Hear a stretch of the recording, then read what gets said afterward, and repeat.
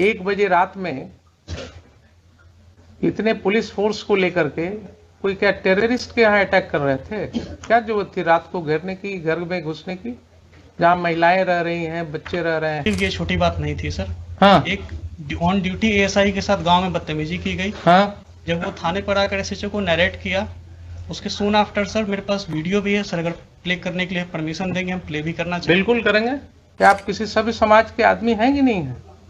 Sir है ना? Sir आपको क्या लगता है, आप तो बड़े ओहदे पर हैं जी। इतने घरों में, वो भी छठ का समय था, महिलाएं छठ पर्व कर रही थी, तो इतना गैर जिम्मेदाराना तरीके से आप घर में क्यों घुसे रात को 1:30 बजे? क्या अनफॉर्चुनेट चीज है कि जिस ऑफिसर को 107 प्रोसीडिंग इनिशिएट करना है, उसने कभी 107 पढ़ा ही नहीं है। क्या कानून का राज है? देखिए, ठीक है, आइए आप जरा एसपी साहब ये बताइए कि एक जो बात आई है रिकॉर्ड पर सर कि ये सम्मन या वारंट सर्व करने के क्रम में जो भी घटना घटी सर सुबह में, सर तो आपके पुलिस ऑफिसर ने उस समय क्यों नहीं एफआईआर लॉन्च किया सुबह में? सर जब घटना हुई सर तो टेलीफोनिकली सूचित किया एसएचओ ने, बाढ़ एसडीपीओ को भी, मुझे भी, एसएसपी साहब को भी सर। इसके बाद में जो सर्किल है, क्योंकि छोटा सा ओपी है सर, तो सुपरविजन सिस्टम में एक सीआई हाथीदा जो है इंस्पेक्टर 94 बैच के इंस्पेक्टर है सर, तो उनको फिर जांच के लिए वहां भेजा गया कि गंभीर घटना लग रही है, देख कर आइए क्या मामला है। इसलिए सर एफआईआर में डिले हुआ है, फिर जाकर एफआईआर जो है दोपहर में हुआ है सर। तो उन्होंने टेलीफोनिकली फिर बताया कि हाँ सर मैंने देखा है और ये घटना जो है सही है। तो आपके ऑफिसर ने कहा कि हमने दिन से पुलिस फोर्स को जमा किया, रात में घुसने की तैयारी की और 1 बजे रात में धावा बोला उसने, इतने पुलिस ऑफिसर्स के साथ घर के अंदर घुस के? क्या जरूरत थी इसको रात को सर 1 बजे रात में इतने पुलिस फोर्स को लेकर के कोई क्या टेररिस्ट के यहाँ अटैक कर रहे थे? क्या जरूरत थी रात को घेरने की, घर में घुसने की, जहाँ महिलाएं रह रही हैं, बच्चे रह रहे हैं? सर वो आप क्या दहशत फैलाने के लिए हैं? Not at all sir. Then why your police chose to enter into the midnight in the residential houses when there was no FIR against them?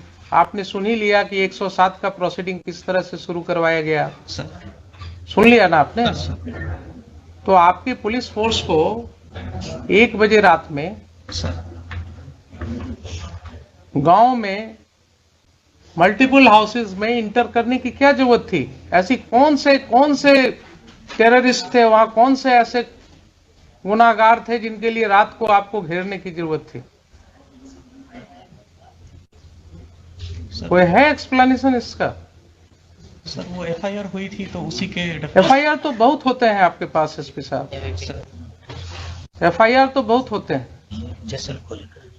Serious offences के एफआईआर होते हैं। ये सब ऑफेंसेस क्या थे? कुछ नहीं थे। आपके ओपी में देख ही लिया आपने कि सम्मन भी नहीं प्रॉपर सर्विस हुआ, कोई रिकॉर्ड नहीं है। एलिगेशंस है कि साहब पुलिस वाले उसी सम्मन के आधार पर लोगों को और वारंट के आधार पर लोगों को धमका रहे थे, तो उसके वजह से कुछ लोगों ने उसका विरोध किया, और विरोध किया तो उसके ऊपर ये कार्रवाई हुई रात में, आधी रात को घुस गए आप लोग घर में। क्या आप किसी सभी समाज के आदमी हैं कि नहीं है? है ना? सर आपको क्या लगता है, आप तो बड़े ओहदे पर हैं, क्या इस तरह की घटना में रात को 1 बजे पुलिस को घर में घुसने की जरूरत होनी चाहिए? सर एसएचओ ने एक्सप्लेन किया कि जो पैरामिलिट्री बीएसएफ थी सर, हाँ, वो इलेक्शन पर्पज से दी गई थी, हाँ, नियर बाई स्टेशन थी वहां पे, राइट। तो उसको इनपुट मिला कि जो कांड में अक्यूज्ड हैं वो घर पे हो सकते हैं। उसने सर रेड किया था, फिर हमें इंटीमेट किया कि ठीक है, मान तो लिया कि घर में हो सकते हैं। सर हमारा कहना है कि वो कांड कौन सा ऐसा कांड था जिसके लिए रात को 1 बजे आपको घुसने की जरूरत थी रेसिडेंशियल हाउस में? कोई ऐसा कांड होता, कोई ऐसी बात होती कि जिसके लिए बिल्कुल नैब करना है, कोई किसी के घर से ना आपको कोई आर्म मिला, न कोई एक ठो जिंदा कारतूस मिला, तो आपका इनपुट क्या था? नहीं था। रात को 1 बजे रात में कौन सी ऐसी घटना थी जिसके लिए आप घुस गए?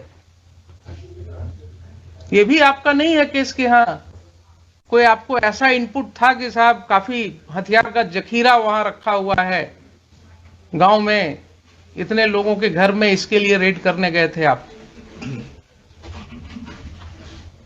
और कोई कांड तो ऐसी थी नहीं। इस तरह का तो रोज आप लोग देखते हैं गांव में, छोटी छोटी सी बातें होती रहती हैं। ये तो बहुत छोटी सी बात मेरे ख्याल से थी। अगर आप रूरल के एसपी हैं तो आपको गांव की समाज की हालत पता होनी चाहिए। Sir, in my humble perspective ये छोटी बात नहीं थी सर।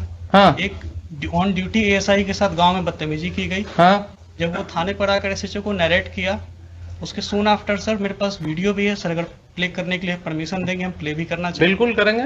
तो उसके बाद में सर वहाँ पे थाने, वहाँ पे ओपी पे लोग आए, वहाँ पे मैन हैंडलिंग वगैरह की गई थी सर। फिर एक सीआई साहब को जब हम लोगों ने भेजा सर, तो उन्होंने भी बताया कि हाँ सर यहाँ पे ऐसी स्थिति है। तो इसमें सर मुझे लगता है सर कि इलेक्शन 3-4 तो दिन आप सीनियर पुलिस ऑफिसर थे जनाब, आप सीनियर पुलिस ऑफिसर थे। अगर कोई ऐसी बात हुई थी कि गांव वालों का आक्रोश था कि पुलिस, गांव वालों का कहना है कि पुलिस वाले आकर के धमका रहे थे कि साहब वारंट है, क्या है वो है, आपने देख ही लिया किस तरह से एसडीएम साहब ने सम्मन और वारंट कर दिया। क्योंकि समय कम था इसलिए कानून की कोई बात ही नहीं हुई। तो अगर गांव वालों ने ये आक्रोश किया और उसमें विरोध हुआ तो आपको एक प्रिलिमिनरी इंक्वायरी भी तो करनी चाहिए थी। उसमें गांव के 10 लोगों को, समाज में जो आपकी सिविल सोसाइटी है वो किस चीज के लिए है? आप दुर्गा पूजा में मीटिंग करते हैं शांति सद्भाव बनाए रखने के लिए, आप क्या गांव में मीटिंग नहीं कर सकते हैं? 10 लोग को लेकर के आप गांव में बैठ करके चीजों को नहीं सुलझा सकते हैं? आप किस तरह के ऑफिसर हैं? आपने पुलिस फोर्स भेजा कि ठीक है दिन भर शांत रहो, रात को 1 बजे घुसना है घर में। ये कंडक्ट हो सकता है क्या बोनाफाइड? ठीक है, उसको अरेस्ट कर लेते, आप दिन में अरेस्ट कर लेते, शाम को अरेस्ट कर लेते, नेक्स्ट डे फिर उसको अरेस्ट कर लेते। लेकिन रात को 1 बजे इतने घरों में, वो भी छठ का समय था, महिलाएं छठ पर्व कर रही थी, तो इतना गैर जिम्मेदाराना तरीके से आप घर में क्यों घुसे रात को 1:30 बजे? एडमिटेड पोजीशन है कि आप रात को 1:30 बजे घुसे हैं।